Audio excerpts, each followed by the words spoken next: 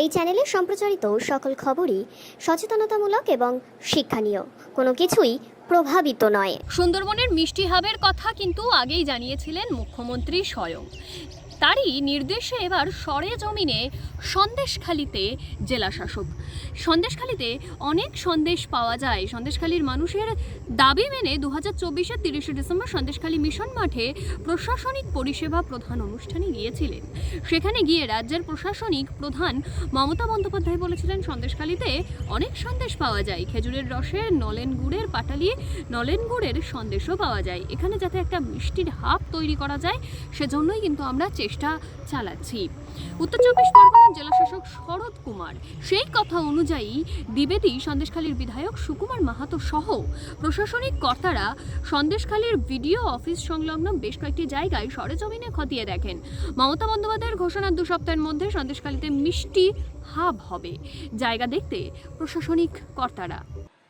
সন্দেশখালীর নামটাই সন্দেশের সাথে যুক্ত।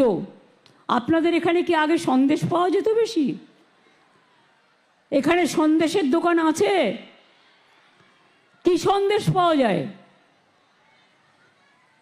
ছানা কি ছানা পোড়া না ছানার সন্দেশ বিখ্যাত? যেমন টাকিতে আমরা জানি কাঁচাগোল্লা পাওয়া যায় খুব ভালো, বর্ধমানে মিহিদানা সীতাভোগ আর ল্যাংচা, জয়নগরের মোয়া, সব জেলায় এক একটা বিশেষত্ব আছে।